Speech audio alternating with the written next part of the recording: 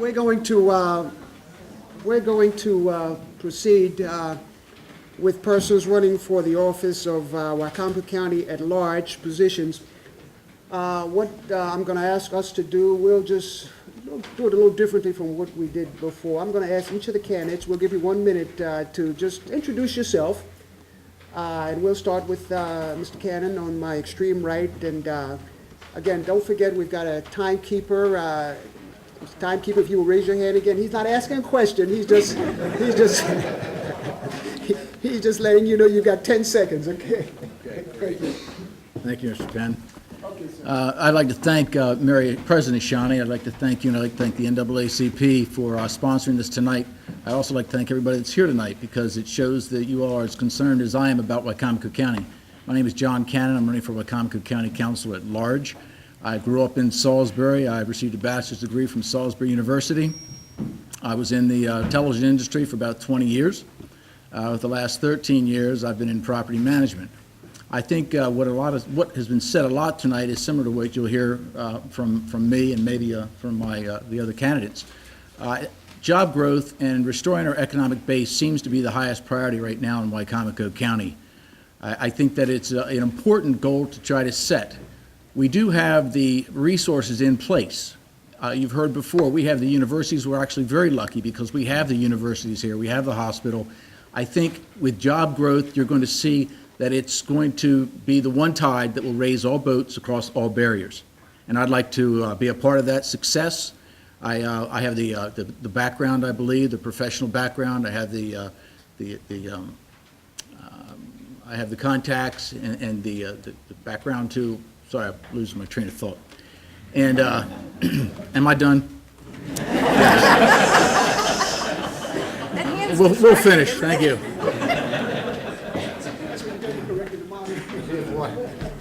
Just don't look at it. Hi, I'm Laura Mitchell. Thank you, Mrs. Shanti Orville, for having us, and for PAC 14 for airing that for those that can't fit in the room because there's not much room left. For joining us tonight.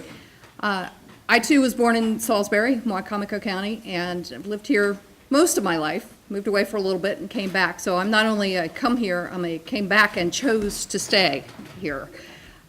I went to Wilmington University, I have an MBA from Wilmington University, and I have a lot of experience on the other side of government as a worker bee. And then I have some experience. I've served on the city council for 3 years now. So I've been on both sides of that table, but I also have the training and the background and a good bit of experience in private industry and business. So kind of got a pretty good picture of all the facets. And you hear a lot of people say we want government to be run more like business, but really you don't, because businesses are there to make a profit. We don't want our government making profit. They should do exactly what their mandate is. Only those things that the private industry can't or won't do because of barriers to entry. And I feel very strongly about that. I've been a part of bringing that to the city and seeing that we can advance with that philosophy, and I'd like to continue that through the county.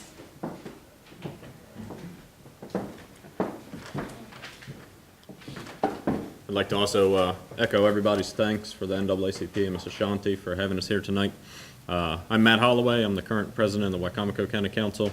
This is my second term as president. I grew up here in Wycomico County, went to Wycomico County Public Schools, graduated from Parkside High School, and then went to Virginia Tech, got my turf grass management degree, and came back and started my own business here, Sod Farm. I've also started several other businesses, and I really got interested in politics. It was through agriculture and through property rights. And I felt that the council could use the voice of agriculture, the voice of the rural man on the team. So I ran and was successful. And really, over my years, I've I guess come to be the bridge builder I view myself as on the council. I feel like our relationship with the executive is stronger than it's ever been. Our relationship with many people up at the state level is very strong. I'm on 2 committees appointed by the governor. The Sustainable Growth Commission is my newest appointment, and also on the Critical Areas Commission. So I feel like I bring a lot of things to the table, and hope to be here to help Wycomico County in the future. Thank you.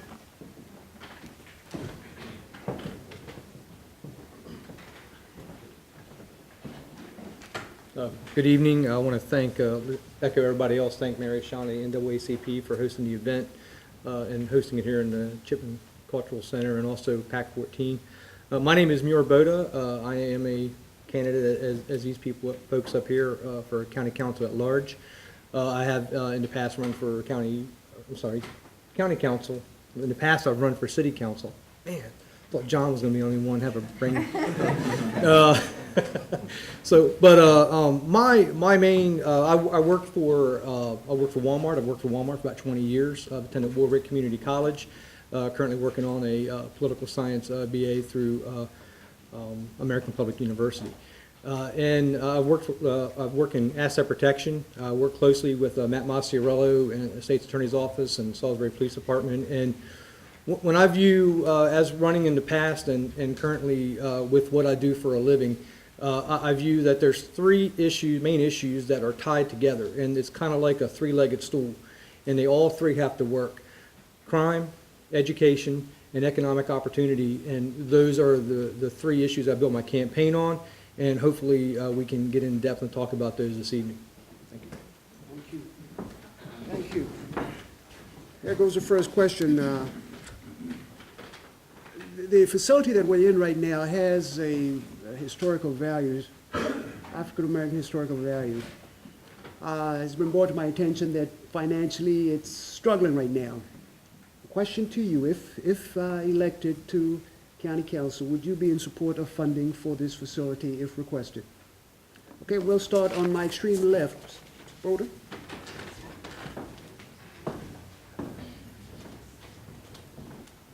First time in my life I've been called being on the extreme left, so I apologize. I think one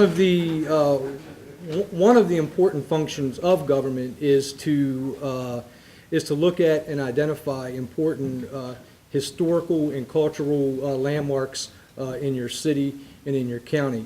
I would be in support of the county in partnership, not on its own, but in partnership with the city and working closely with organizations such as the Community Foundation, because hopefully maybe that's the avenue we can go through first, is through the Community Foundation and impart upon that community the importance of this instead of putting the total burden on the taxpayers, because there are avenues and organizations that can do that. And if there's one organization in our county and community that can raise the money and raise the funds, it's the Community Foundation. So I would like to work with them at that avenue first, and then maybe as the county, as a government in partnership with the city, focus on maintaining it and keeping it in good standing. Thank you.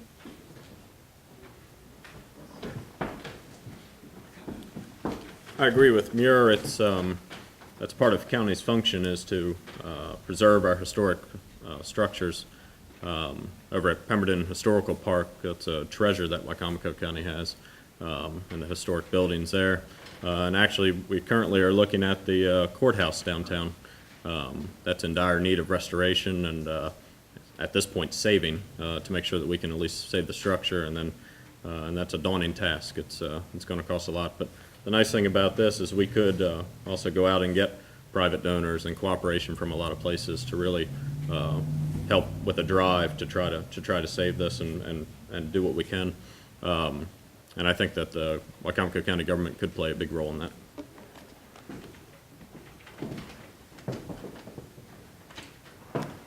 They're getting all the good answers. I should have sat on one of the ends.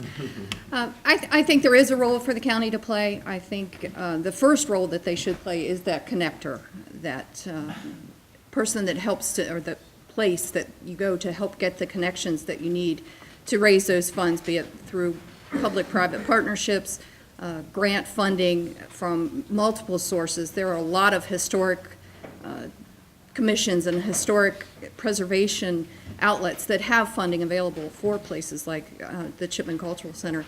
And volunteers in the community, there are an awful lot of people in Salisbury. We have a great historic district, and there are a lot of people here who care a lot about our historic history and volunteer their time. We just did some renovations here recently, and a lot of people that will contribute to that financially as well. So I think it's about making those connections. There's some responsibility to the city and the county. This is in the city. So I think that's another one of those opportunities to have cooperation and coordination through the city and the county.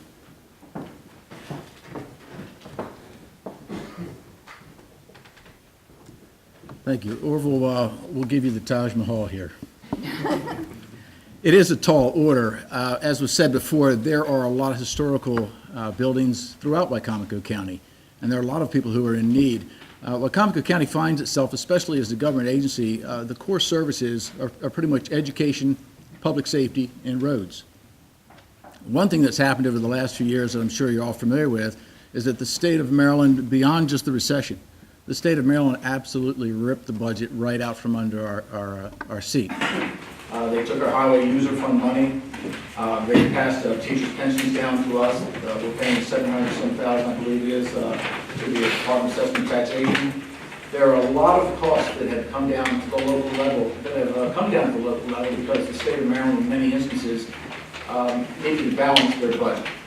And they've done this across the state of Maryland. We're not the only county that's suffering from this. There's things that the county has to reflect on now. Outside of the core services, we now, I think, really have to look at what we're going to do to raise funds just for the county. I think it's going to have to start with job growth and increasing the tax base, because we're not going to increase taxes. So if that's the best to work out to that extent, which I think they very much will, I think if the county has more money, the idea is really to look after the citizens as a whole. Public-private partnerships would be great for funding. You mentioned the Community Foundation. That's an excellent cause as well. But there are many excellent causes out there for all the historical buildings.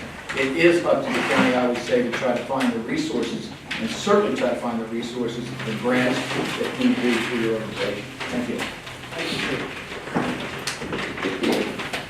There was a question asked earlier in regards to an audit report that came out of the Wycomico County Board of Education. Perhaps a related to something we questioned is, if elected, would you try to change the Wycomico County Board of Education to an elected school board? Yes or no, and please explain your response. We will start with, extreme my extreme right, not your extreme.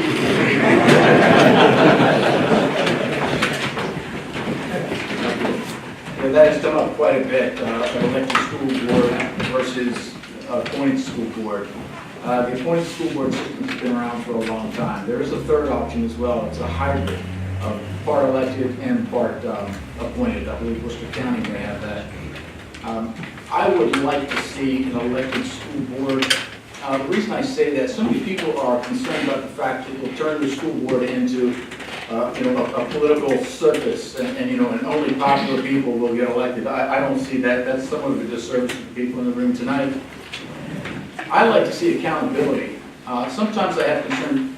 Don't get me wrong either. The people who are on the Board of Education currently are good friends of mine, and I respect their work. I am concerned about the recent audit. That concerns me a lot, as it should everybody here. That in itself isn't the reason for my decision. Over the last few years, when I was president of the county council, we were cutting county government by 25%, up to 25% during the recession. I never felt as if the school board was really on board to make the same cuts that they really should have been doing. And I just feel like sometimes if you have more accountability, if you know that you're going to be responsible to the public for what you're spending in this audit as well, you have an appointed board. They would be appointed in the next cycle. If it's an elected board, you have to wonder whether they would think, well, maybe I wouldn't get elected in this next cycle because we haven't been fiscally responsible as we should have been. I just feel there's more accountability than ever elected individuals. Thank you very much. I think that as far as I would be willing to go would be a hybrid, and I'm not sure I'm even there yet. I don't believe that elected school board is more accountable.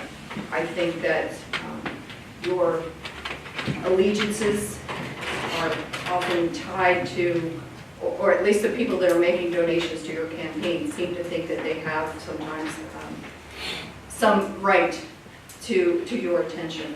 When it comes to our school boards, and as elected officials, we do get those calls. Maybe it's because the people that are donating are more involved, more in tune, I'm not sure. But I do see a pattern of getting more calls from people that have had more contact with you. But when it comes to an elected school board, do we really want anyone to even slightly feel like they maybe should even consider whether they have to listen to this person more than another person? I don't think so. I don't want it tied up in that. With an appointed school board, it is split. It is maintained at along party lines. There's a balance there. They're appointed by the governor, and they can be removed by the governor. With an elected school board, pretty much looking at a recall, which is extremely difficult, or waiting for the next election, which is 4 more years. The other point is, if it's done, when would you do it? In a presidential election year or a gubernatorial election year? It's a way down ticket. People barely pay attention to the county elections, let alone the school board elections, which have no taxing authority. So I just don't see how it would work without a lot of it, basically changing the whole system.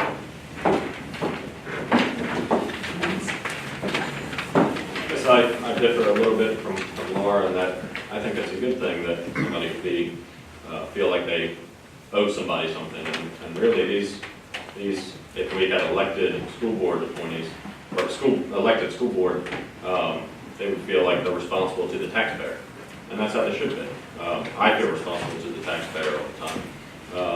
And it's about accountability, as John said. Now, I think the hybrid could be a good interim step.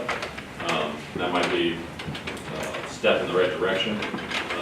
But I think it's about accountability. Having them accountable to the taxpayers is what we should be doing. They're the largest part of our budget, and we need to make sure that they're held accountable. Thank you.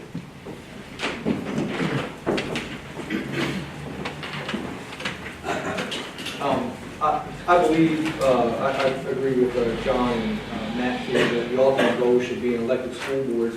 And maybe in the interim we should progress toward it. Most certainly, if anything, if we come down to a compromise, that it would be a hybrid and that all appointments should be made local. I disagree with everything coming on high from Annapolis. When you have a situation, where is the accountability? Where is the accountability to the taxpayers? It's ultimately their money that you're spending, and if it's being spent at Ruth's Chris, or it's being spent at other restaurants, or we're giving raises outside of the guidelines without getting those who are appointed on the board their authority or their approval. Larry's on the. He will probably go more in depth and probably knows the ins and outs of everything going on in the Board of Education better than anybody sitting in here. But I think some of the stuff that was done, it was done out of policy and guidelines. And so, in my business, if you make a decision that violates your company policy, there are steps for accountability, and you can lose your job. So I think that's where the ultimate accountability will come back to those footing the bill. Got a question from the audience. It deals with minimum wage, living wage, jobs for our young people staying in our community. Specifically, the question says, would you vote for raising the minimum wage to $10.10 per hour? Yes or no? Please respond accordingly. Okay, now we realize your limitations with regards to the question that was asked, but I think more than anything else, the response to the question gives an overture or gives the listener some impression of what your attitude is towards this concept. So essentially, here's Appreciate that. I think when you look at economics and business, and you look at what is typically, when I grew up, what was the minimum wage job? It was a job that I had when I worked at Wendy's and I worked at Rose's in high school. I no longer work at Wendy's and I no longer work at Rose's. It's jobs that when you went into some of these companies, there's very limited things you can do when you're 16, 17 years old and you go to work at Walmart. You can't put trash in a compactor, you can't make a bale, you pretty much can only run register, and even then on some things, there's some things you can't sell cigarettes. So regulations have limited what a lot of kids can do when they go to work at that age and where they can work. So I don't necessarily, when you look at minimum wage, if we can raise the minimum wage, we think, oh, great, everybody's going to get $10 an hour. What do you think every local business that has people working in their businesses, the small business, are the ones that generally, when they hire people in at entry-level positions, you know, a lot of those people are going to cut positions, they're going to cut hours, and they're going to keep people underneath the minimum so they won't get benefits. So raising and understanding that when you go into a position, any company you go to, unless you have qualifications, certifications, and an education, you're not going to get a minimum wage job. You're going in for a living wage. Whereas some of these entry-level positions at a company, when I started at Walmart, I made $5.50 an hour, and it was 25 cents above minimum wage. So, and that was 20 years ago. So I think we have to understand what entry-level positions are in the companies and in some of these companies and where, you know, at the age level that you are in life.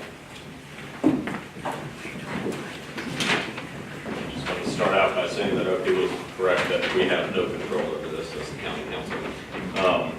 But, you know, as Rick pointed out earlier, our county, the executive and the council have done as much as we can to create a business environment that attracts and retains businesses here in the council, in the county. Manufacturer's tax exemption, phase out an inventory tax. Those are things that we are very proud of that we've accomplished. And while we're trying to do that, trying to make this an environment that encourages business, especially small businesses, a move like this could be very detrimental to the small businesses. And to the county, too. The county has a large workforce, and that is a large chunk that would be that would have to go to that raise. So I don't think the time is right, and I would not support it this time.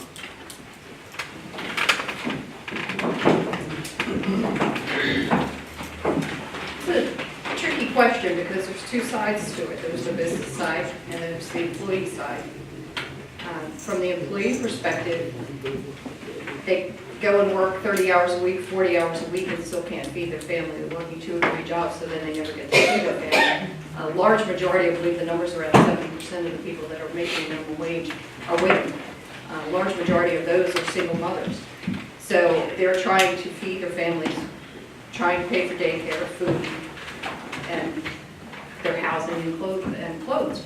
So you can see the argument for there needs, that the minimum wage needs to keep pace with inflation, which it has not done. It would be at about 10.40 had it kept pace with inflation since the last time it was increased. On the employer side, there's the thought process that, you know, jobs would be lost or hours would be cut. Typically what happens is their costs go up as the milk has gone up for the bakery and the eggs have gone up and the beef's gone up for the restaurants. They increase their prices to account for the increased costs, and this is one of those costs that's a part of doing business, and it would be passed on to all of us, but so would all the other costs. The person who was making $5.50 20 years ago is paying the same amount for a gallon of milk I am now, almost $5 a gallon. And if you're making $7.25 an hour, you're working almost a full hour before you can buy a gallon of milk. So it's not easy, but I would support raising the minimum wage because I think that people have to be able to live. Otherwise, it's more beneficial for them to sit at home and collect a check for doing absolutely nothing because if they can't afford to go to work. The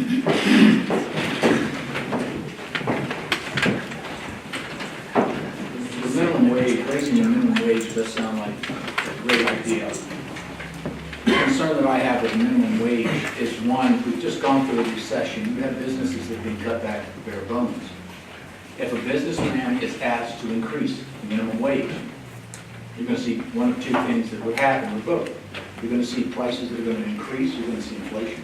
Or you're going to see that business person who may have to let somebody else go or reduce the hours, even though he's increased the pay. Those are pretty much the two options that you could look at. The Congressional Budget Office in Washington, which is a nonpartisan agency. The Congressional Budget Office stated specifically that if minimum wage went to $10.10 an hour, that across the country we'd probably see a loss of 500,000 jobs, possibly a million. And this is their statistics. Another thing you need to keep in mind as well, as great as it may sound, increasing minimum wage will actually only affect about 19% of the individuals who are below the poverty level.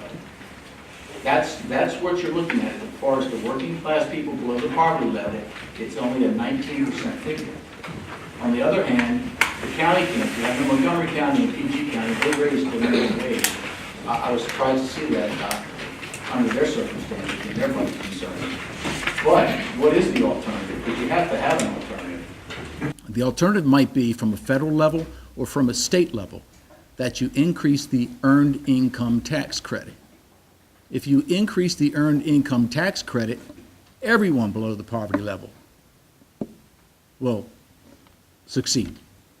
So those are your two options. I feel those are the two options, and I think they've missed, it's more glamorous to talk about the minimum wage and things like that, but truly, I think the more successful answer to that solution would be to increase the earned income tax credit, and then everybody benefits from that. Thank you. Excuse me. Final question for this panel. Over the years, there has been commissions and committees formed to address a number of issues, but never has there been one formed to address race relations. What do you see as being the role of a political leader in appointing such a committee to address race relations? Question deals with appointment of a committee to address race relations. What do you think? Great. I think that would be a great idea. There are a lot of committees out there, and I think that would be an extremely important one. You have to raise awareness of all the issues from everyone across the board as far as communities are concerned. If you involve the police departments, if you involve the churches, you have to make sure you bring all the people to the table. We were at a Stop the Violence seminar. It was a couple of weeks ago. There were 2 nights. And what they came to the conclusion there was that you needed to think about asset building. And in asset building, you draw all the resources together. You bring all the resources from the community, from the government agency, from business, to try to solve the problems. And that in itself can make a successful community. Churches is a big part of the community. I know that, is it Reverend Tucker? Yes, Reverend Tucker has been working with the police department. I think that's fantastic. That's increasing the awareness of race relations with the police department. And I know that Chief Duncan and it's Captain Simon, they're also going from neighborhood to neighborhood to actually, they're going from school to school on Thursdays to talk to children. Again, I think that's terribly important. So as I said before, there are a lot of things where you'll see that the work that you do, with the effort you put into it, you can have a tide that'll raise all boats, and that's important. A race relations committee would be perfect. There's no reason why you shouldn't do that. Thank you. Thank you, John.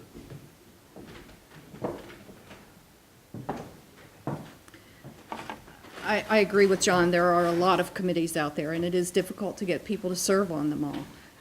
This would be a great idea, but I think it needs to be larger than a committee. I think that we, as county council people, if I'm so lucky, and as a city council person, it is our job to start that conversation. It is the city employees and the county employees and all of our jobs as a community to have that conversation and make those outreaches.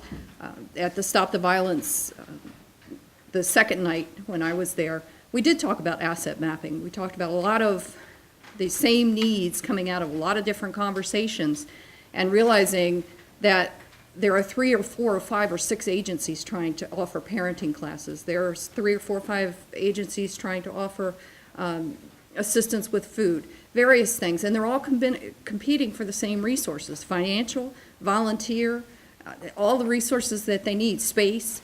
So we decided we needed to make this asset map and figure out who was offering what where and see where we can consolidate and be more efficient. Turns out that we've already done a lot of that through the Safe Streets program and the new STOP program, which is built on the High Point model that I know Mayor Boda is very fond of. And it stands for Salisbury Transitioning Offender Program, and trying to bring people back that are on the brink of spending many, many years incarcerated and having them surrounded by the community members that will help them. But I'd like to see us back it up to when they're skipping school and back it up to when they're getting in fights in school before they're facing age of 20 years and start those relations and then relationships with the community regardless of race.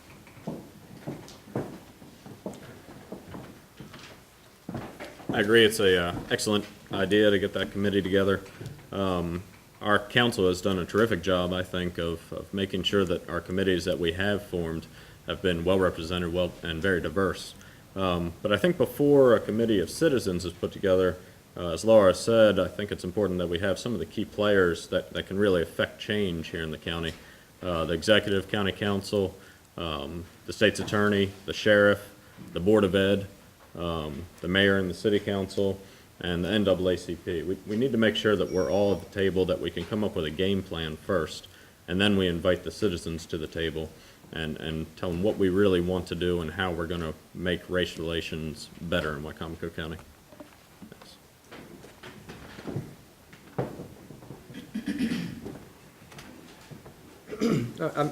I'm agreeing and liking what I'm hearing from the candidates so far this evening on this issue. And Laura mentioned the High Point Initiative and some of the aspects our state's attorney has implemented in some of his strategies. And I think if you go to a committee or something like this, it needs to have a foundation. It needs to have maybe even a broader purpose. Where with the High Point Initiative, the purpose is to prevent the crime. As you build the cases, then you approach the individuals and you say, we're going to give you a choice. You can continue down the life that you want to go, or you can make a change. And we're going to help you make the change. We're going to give you the resources, and you got to have stakeholders in the community, and that includes churches, civic organizations, law enforcement officials, public officials. Everybody has to be a part of the process to address the issue. And when I talked about earlier, my approach in this election is addressing crime, economic opportunity, and education. And all three. You have to have, everything has to work together. Everything has to be seamless, because if you falter on one, an example is of crime. If we start having skyrocketing crime rates, it's going to affect companies that want to come here and invest in our community. So we have to address everything equally, and I think this is one piece of the puzzle. Thank you, ladies and gentlemen, for the information that you've shared with us. Going to give you 1 minute to say whatever you want to say, okay? Whatever you want to say, just 1 minute to wrap things up, okay? We'll start with my good friend, Mr. Boda. Thank you, sir. Again, just, like I said, my focus is addressing crime, is education and economic opportunity, and we have to bolster in education. We have to look for ways to create economic opportunities, and we have to look for strategies to reduce crime and combat crime. We have to say Wicomico County is not a place to commit crime. It's not a place to come in and assault people, kill people, steal from our businesses. You need to go somewhere else and do it, not here. And I think it's, when we look at education, I think it's very important that we have accountability. It's very important that we have an elected school board, because it brings everything local. I can give you an example of two counties down here. It's not they do have elected school board in Sussex County, but I'm more familiar with the criminal justice side of it. The Attorney General in Sussex County is appointed. Our state's attorney is elected. 60% of our shoplifters that come to the north end of town are from Sussex County, because they think it's easy down here, but they get a different story when they go to court. So I think it's much more accountability when they're elected than when people are appointed from somewhere else. So, thank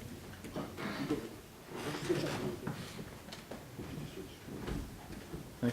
Orville, am I your good friend too? Apparently not tonight. We should be fair.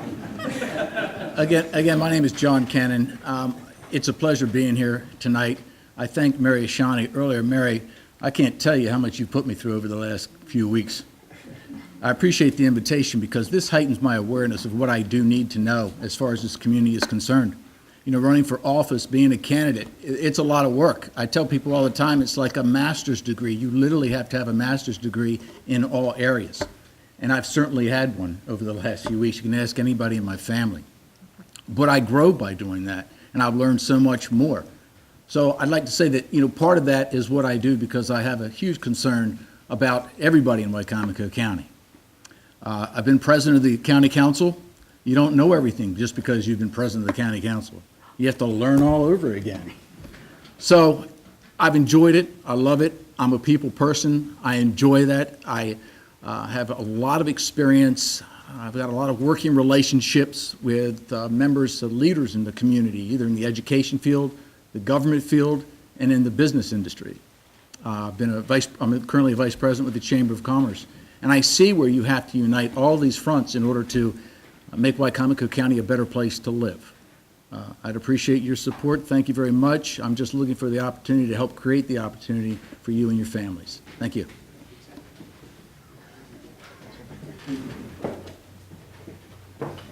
So glad I didn't have to go last.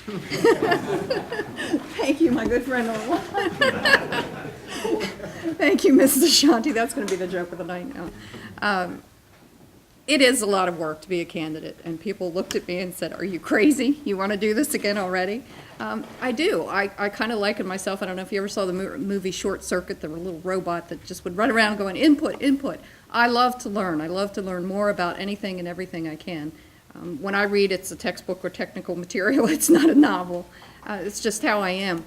And I love meeting people and talking to people and making those connections. And I see myself as that little piece of connection that, you know, the lamp needs to be plugged in, but the extension cord only comes to here. You're matching the need with the person that has the ability to help fill that need all the time. And I love doing that. And I love what we've been able to do at the city level. We've run into some stumbling blocks with the county level, and I'd like to see us help to create more partnerships between not just Salisbury, but all the municipalities and the rest of the county so that everybody can grow together. I agree that we need to address the crime. I would prefer to stop it and incarcerate them or help them reform and stop doing what they're doing because they can make an honest living rather than shipping it off somewhere else. But it is definitely something that we have to address. There are a lot of issues, and you can't possibly cover them in a minute. But I hope I get an opportunity to spend the next 4 years helping to resolve some of them. Well, thanks for letting me go last. You know, preparing tonight, I posed myself the question, how can I help minorities in our community? And also, how have I helped minorities in our community? And the 3 points were support education, support law enforcement, and support businesses. With education, I'm currently serving on the School Building Commission and also participating in the School Facilities Task Force. We meet once a month at night, and we're helping to guide school building and funding ideas for the future. For law enforcement, you know, the Sheriff's Office and the State's Attorney has ever-increasing responsibilities now. One of the big things that's occurring in our community, and it's not just here, it's statewide, is the heroin epidemic and opiates. This past August, I participated in a roundtable on drug overdosing here at Warwick, and I look forward to participating where I can help, where I can to help our law enforcement department deal with this problem. Also, supporting businesses, I already spoke on that, but I just want to point out that Cadista Pharmaceuticals has just expanded, and that's evidence of how we are helping and how we're really promoting businesses here. And lastly, I just want to say, and I spoke last time here with Jake Day, President Jake Day, and Ms. Ashanti, I just want to thank you for your op-ed, and this was back when the Doverdale incident took place. You know, you really asked the community to not condone what we saw in those videos online and stand up to that type of behavior, and I wish that everyone in our community would do the same and have that same mentality. And thank you. Thank you, Mitch. Thank you so much. Thank you. Thank you so much. Thank you.